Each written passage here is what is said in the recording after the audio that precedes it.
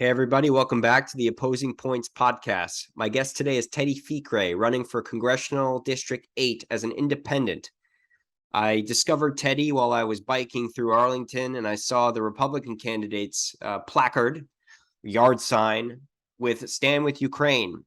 And I thought, wow, just another person looking to push us towards the brink of nuclear war. And so I researched some other candidates and came across Teddy. So he and I discuss his platform and his beliefs. And it's a very interesting discussion that you likely won't hear much about him because of the way our duopoly works. So I hope you enjoy this conversation with Teddy, and please don't forget to like and subscribe to this video. Thank you for watching.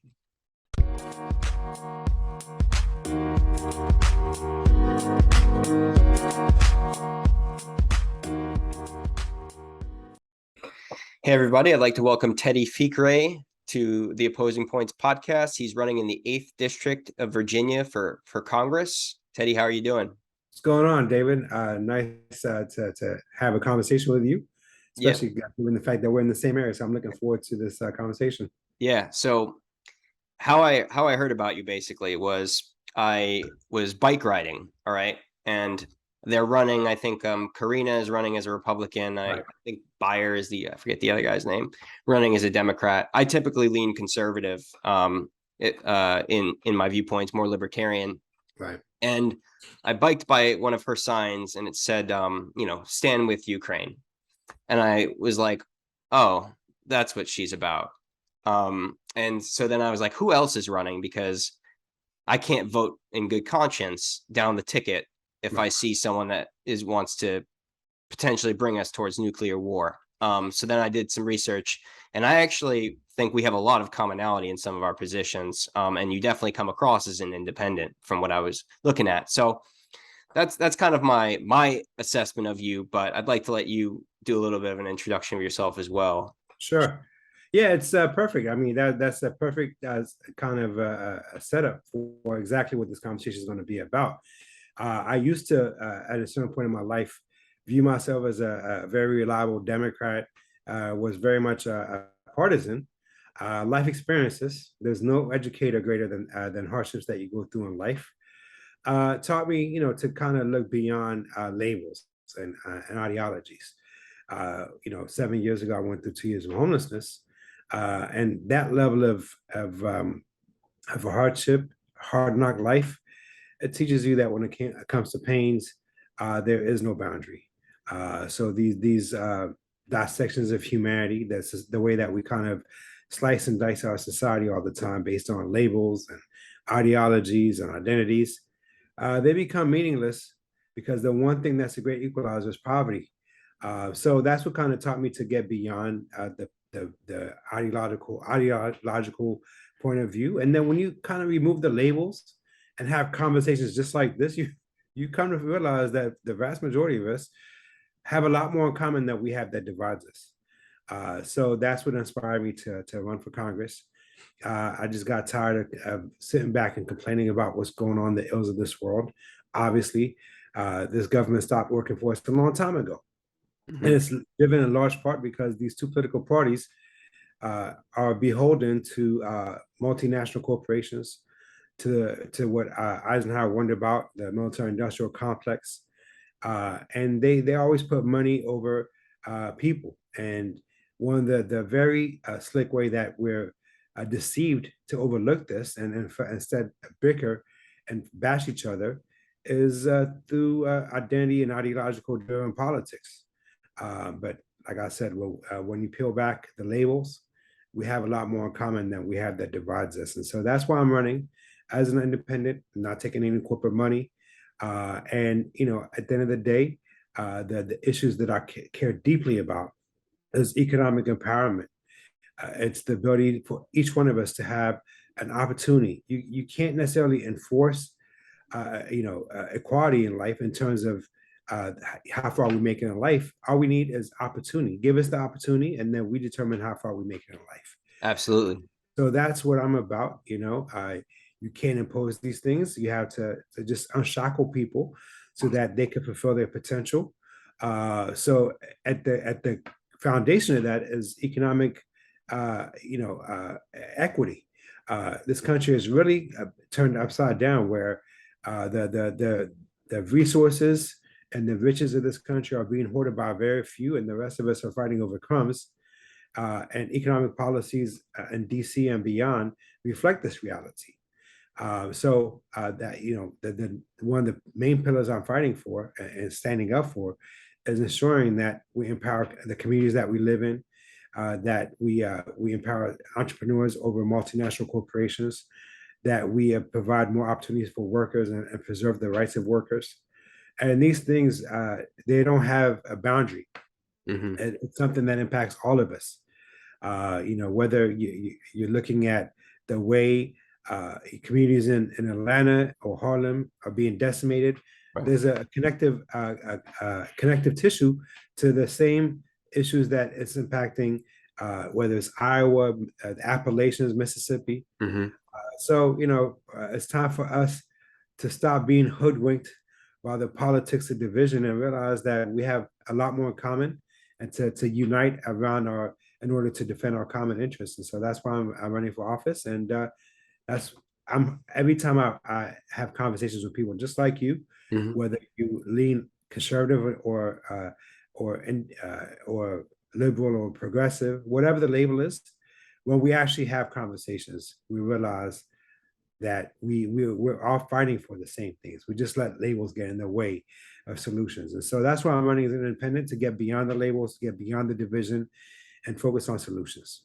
Yeah, I mean, I totally agree with what you said there. I think one of the things you talk about also on your campaign site is corporate paternalism. Right. I totally agree with that, even as a very staunch proponent of free markets, because when you look at the left and the right wing of our country, I mean, they're both essentially socialist. I mean, right? We bail out large corporations, and then we socialize Yep. losses for everybody else. Yeah. Yeah. And the driver behind that is monetary policy enabled by the Fed, the Federal Reserve, which also allows us to fund these wars that are endless, and it perpetuates all these systemic inequalities. So I think what you talk about with corporate paternalism is absolutely spot on. Well, I mean, part of the reason I'm running as an independent too is to have conversations that neither party are willing to actually have, because they're owned by the very same system that they pretend to rage against.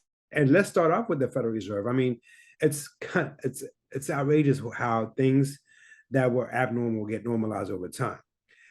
It's how do we get to a point where the monetary policies of this country are being set not by government that we elect, but by not unelected group of bankers that are basically have no accountability to voters.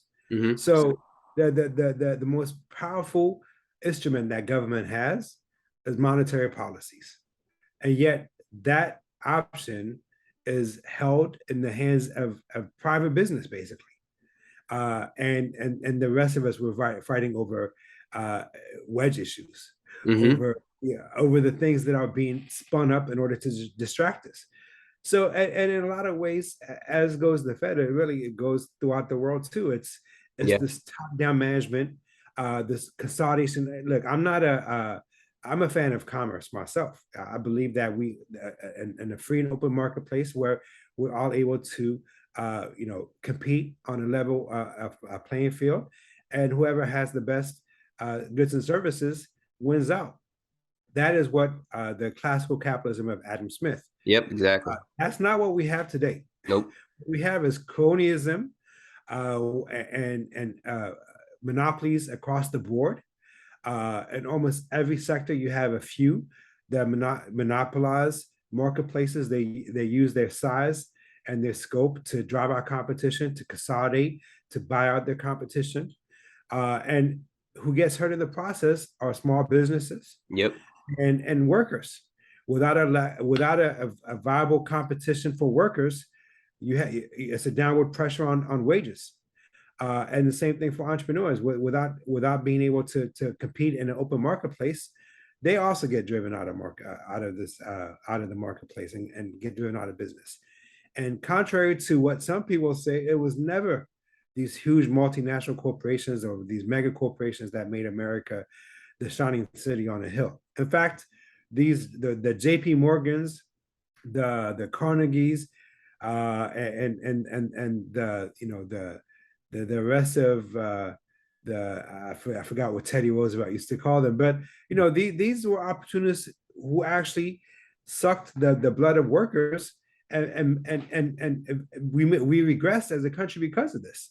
And over the past 100 years, has been the continued consolidation of wealth of resources in the hands of a few, and that's why for the first time in this country's history, this generation, entering the workforce is going to be doing worse off than their parents' generation. We have now plateaued and going backwards. Yep. So we need to return back to community empowerment. And a lot of this is decisions that we make. Yep. We can't absolve ourselves from the decisions that we make.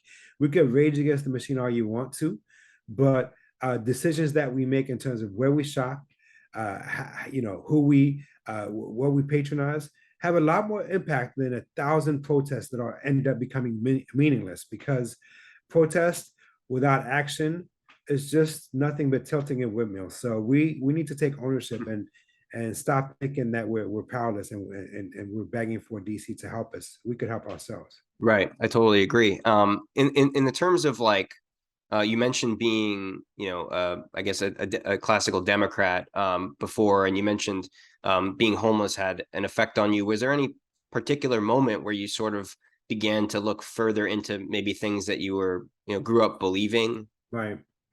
Yeah. I mean, there was one particular moment that was like a catalyst. I was at a shelter in South Carolina, Greenville, a rescue mission. When you hit that level of despair, a lot of times you go inward and you kind of focus on yourself, and you become angry and bitter. But one particular day, I woke up to eat breakfast, and I went to the cafeteria, and I saw a 7-year-old white girl. Her name was Samantha, and she was sitting there with the rest of us. And it's one thing to see adults who are homeless. I'm not saying it's okay, but you kind of get desensitized to these things over a while. But when you see a child of that age, or a child period, and that level of despair and sheer poverty, man, it shattered my heart. And that exact moment, I don't see her as a color, a gender, what country she's from, what label she attaches. No, I just saw her as a human being. And I remember just crying for like 20 minutes. And that moment forever changed me. I can never from that point on look at justice through the prism of our differences. And in fact, if we had any shot of what Martin Luther King used to say, bending the long arc of history towards justice, is by uniting beyond our differences. These are the things, some of the iconic figures of the 1960s, whether it was Fred Hampton, Bobby Kennedy, Malcolm X, when he came back from Mecca, a changed man. Martin Luther King also at some point realized you can't have economic justice, you can't have social justice without economic justice. And they all at one point or another decided to work beyond the divides. In fact, Martin Luther King got shot when he went to Memphis to organize poor whites and poor blacks. He stopped looking at justice through the prism of race and looked at it for what it was. We have to actually have justice for all. You cannot alleviate the suffering of a few, because that's a way to kind of make progress impossible. When you kind of slice and dice society and you pit people against each other, and you say me, and forget about the collective we, you create a dynamic of polarization that makes progress impossible. So if we have any shot of actually being able to advance justice and alleviate suffering in America and beyond, it's to not fight based on our differences, is to get over our differences and realize that a Black child in the inner cities, her tears are tied intimately to the tears of a white child in the Appalachians and all the other social stratifications that we've gotten used to, accustomed to seeing, Right. and coalesce around our common humanity. How do you think we get there? I mean, because I see all the conversations, the media, it's all about race and who's more privileged. And like what you're saying, if you had united, like there are more, non-elite people, right, than elite people. It just so happens that they've divided the non-elite people by race, by gender, by sex, whatever it may be. How do we get past that point? Because like I saw a TikTok earlier of this woman saying like white people just don't see Black Panther this weekend. Just let them have their own space and use your bodies to block it. Like we have a generation where we're so focused on race, Right. and they hate corporations too, but it's almost like they hate each other the same amount. So it's like you can't even unite against a common enemy anymore because they want you to take a back seat just because your skin color is different. Yeah. Well, I think, first and foremost, we had to have a level of empathy. It took me a while to get here. Mhm. Before that, I used to, collectively judge white people for the ills of the world. And it took what I went through to get to this level of understanding. So, in life, we all arrive at this Damascus moment in our own Mhm. time. So we can't, just because we see it one way, does not mean that all of a sudden we had to race to get everyone else to see it our way immediately. What we could do is just have these conversations, one by one. Change starts within, and then it starts one person at a time. It's an incremental. Too often we kind of rush to get to the end of the road. We Mhm. just have to take it one step at a time, and right now, and a lot of times too, what you realize is that social media is an echo chamber. Yep. And the loudest voices are the ones that get amplified. Mhm. So it's not to just focus on that platform alone. It's to connect in persons. Have conversations. Conversations are redemptive. There was another moment in South Carolina Mhm. when there was at the same shelter. There was this a white guy that was, had clean shaven hair, head, and he used to look at me with all kinds of malicious intent. It seemed like, and I remember the first couple of times I wanted to actually return that same malice with malice, and I was angry at that time. I almost wanted to get into it with him. But one day I was back then I was smoking cigarettes. Mhm. So I was smoking cigarettes outside. He came outside looking for cigarette butts. When you're homeless, you're not very picky as to what you smoke, I guess. And so he was looking for used cigarettes. And at that moment, I felt so sorry for him. I offered him a cigarette, like a whole cigarette. And he was kind of taken aback at first. And then he sat down and offered him a light. And we started talking. And I opened up to him and I told him about, the things I've been through, and I humanized myself to him. Mhm. And after that conversation, he apologized. He told me he's being the KKK, you know? And so I know one thing. Had I returned his energy with the same type of energy, there would have been no type of apology. He would have just fortified whatever he felt. Conversations in this way are redemptive. Mhm. And so that's what we need to do. We can't just, Martin Luther King once said, you can't drive out hatred with hatred, and nor can darkness drive out darkness. We cannot match the energy, negative energies with a negative energy and expect change. So it might sound kumbaya-ish almost, Yeah. but we have to return the energies that we're seeing that we don't want to be a part of, not with the same type of energy, but with a level of empathy and love and compassion. And we do so one at a time, and eventually we'll turn, I believe.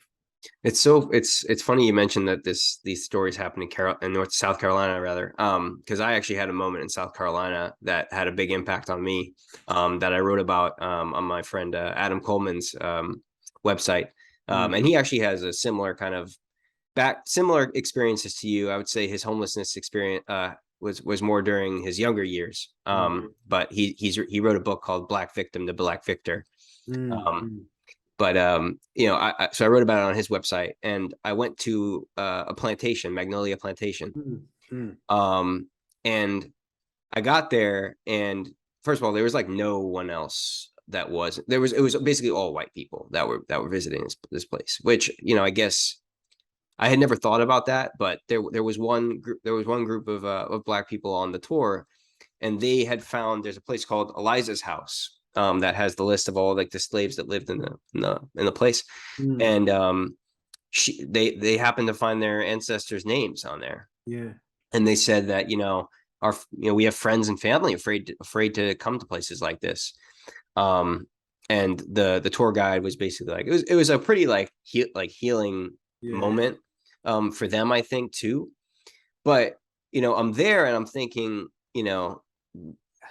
they have weddings at this place. They Mm. have like, it's just white people in wedding dresses, and part of me was like, what the, like, excuse my life, like, what the fuck is this? Yeah. Like, Yeah. so, but that changed some of my views too, Yeah. because like, you know they showed up there and faced something that was traumatic to them Yeah. in some way. And people surrounded them with love while they were there. Right. So I think that just speaks to what you're speaking to, and all three happen to have happened in South Carolina. Yeah. Yeah. Yeah. I mean, sometimes things are not accidents. By the way, when I say that we have to coalesce around our common humanity, that does not mean that we don't acknowledge the pains of the past, Right. because they're alive. I'm a first generation immigrant from Ethiopia. So even I can never fathom exactly the deep scars that continue to this day that slavery has left. Pain and trauma is energy, and it passes on from one generation to the next. Mm-hmm. So until things get there's a level of accountability and some type of ownership of what happened for the past, things are going to kind of continue. And we have to acknowledge it. But what the difference, and I acknowledge the pains of the past that continue to this day. The problem becomes when you take these legitimate angers that people feel, and then you cast a wide net and blame others collectively. And I realized how immoral that is, Mm-hmm. because the truth of it, in this way, history is always being weaponized to keep people at each other's throats. Right. Yep. If you look at even back 200, 300 years ago, whether in the South or the North, the vast majority of white folks were poor as dirt. Most of them in the South were sharecroppers. And so to sit up here, and it's all in this way, it's been about the few who have, and the rest who are being pummeled for most of human history, Yeah. you know.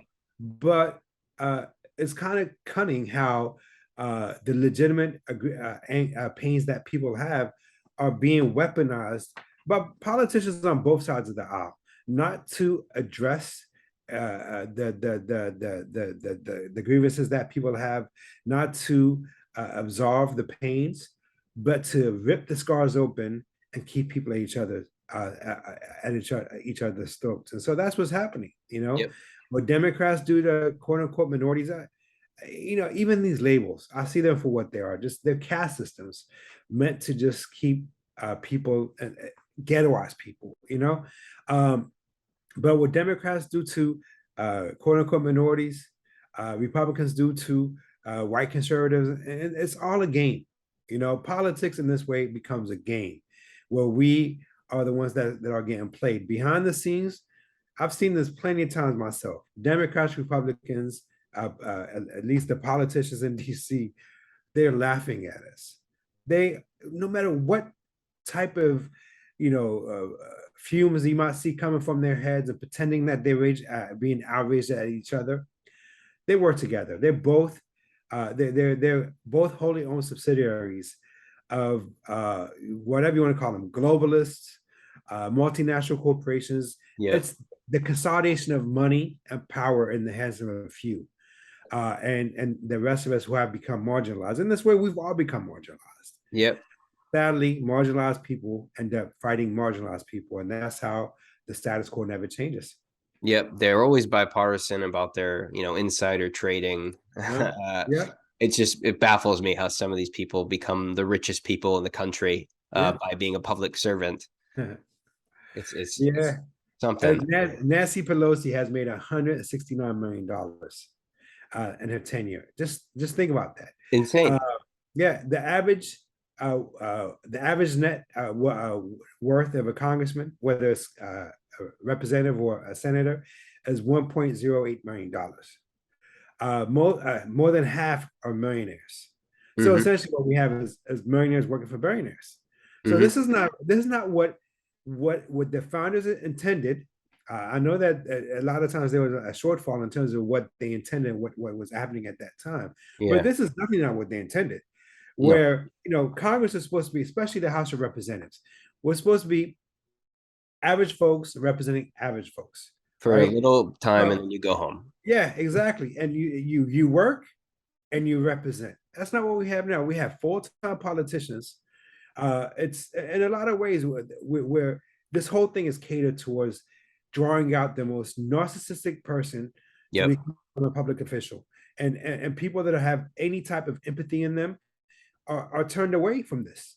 So that again, ultimately have a choice. Though we can sit up here and keep voting for the same things, getting the same results, and then every time the election ends, bemoaning the state of our country, or try something different. And so that's why I'm running. Right. Yeah, they focus on all these issues. Meanwhile, no one really pays attention to BlackRock buying up all the homes. Right? Yeah. Yeah. It's all of these things going on in the background. World Economic Forum, whatever it may Yeah. be. Yeah. They Yeah. want you to eat bugs, yell nothing. Right. Right. Yeah. Yeah. And Um, it's slick that how they try to almost they want to make this into like some type of a conspiracy theory, but it's the truth.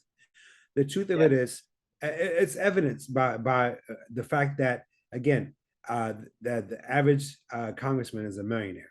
The guy that I'm running against is worth over $124 million. So it's evidenced by exactly by what's going on in DC and beyond, where it takes fortunes to run for office. We see that poster in the back where it says Teddy Fikre for Congress. Mm-hmm. That's about as much investment. So far, I've raised about $450, and I Mm-hmm. say that with a point of pride.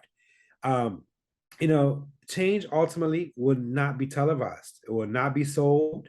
It will not be marketed. If we Yep. want change, it will have to come organically, and because there's a chorus of people that have had enough.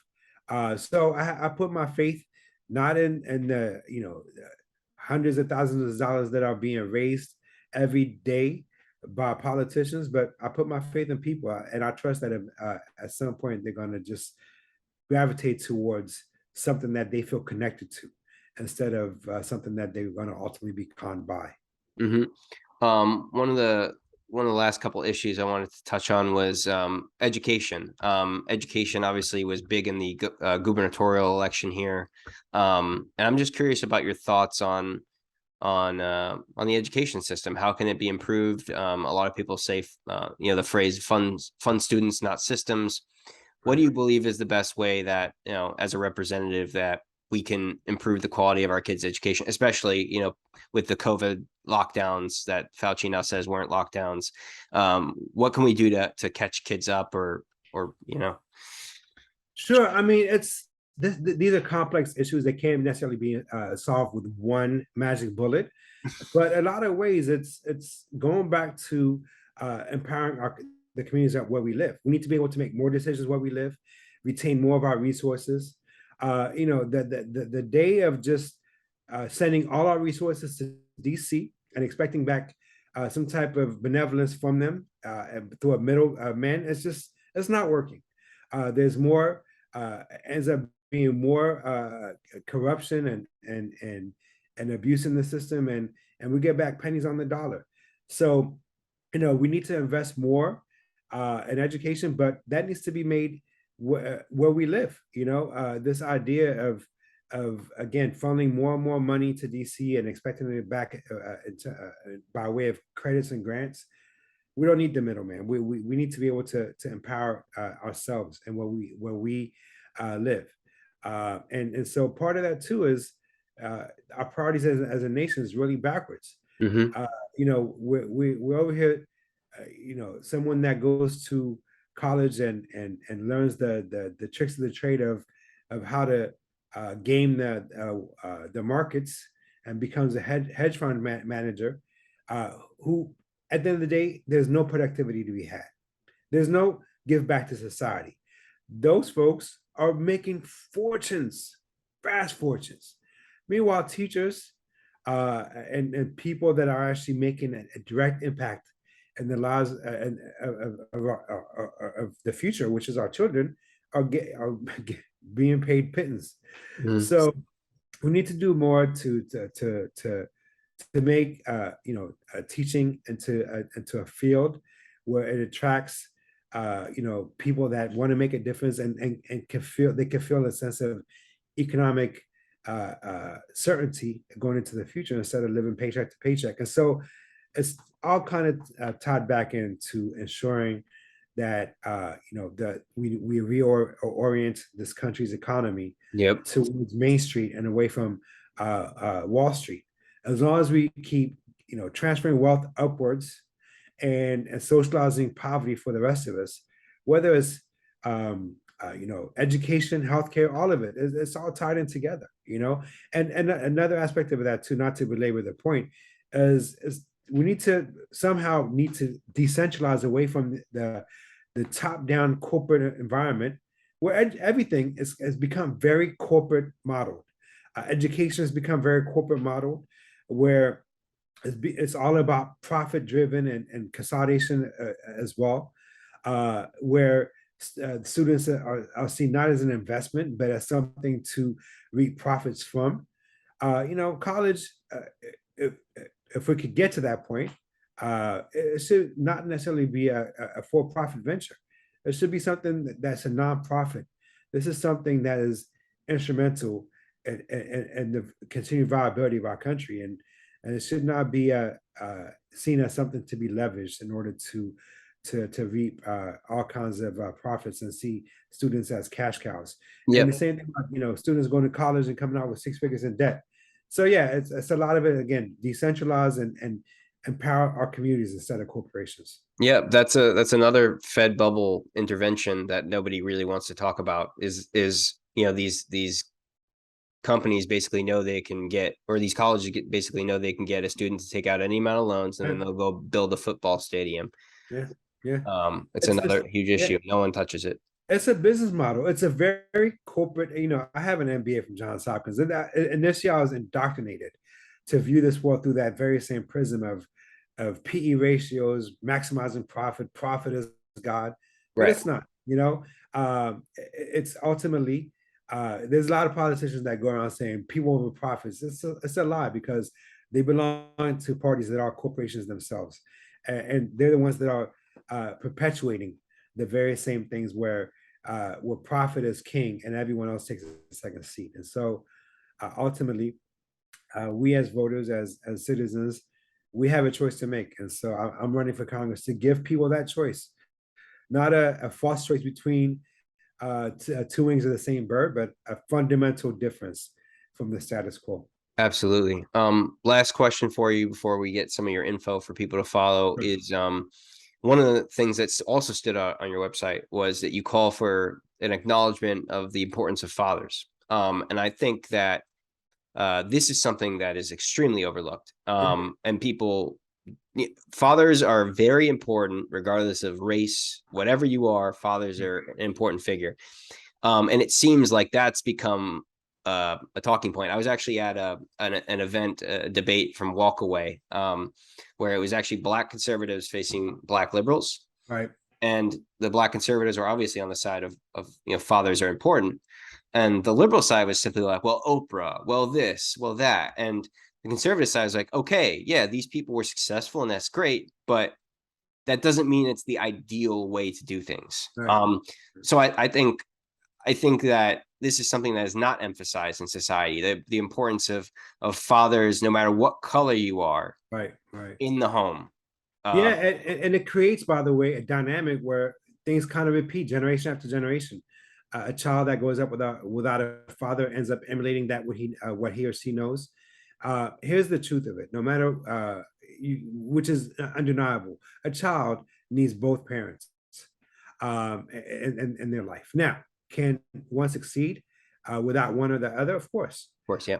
But is this an outlier? What happens most of the time?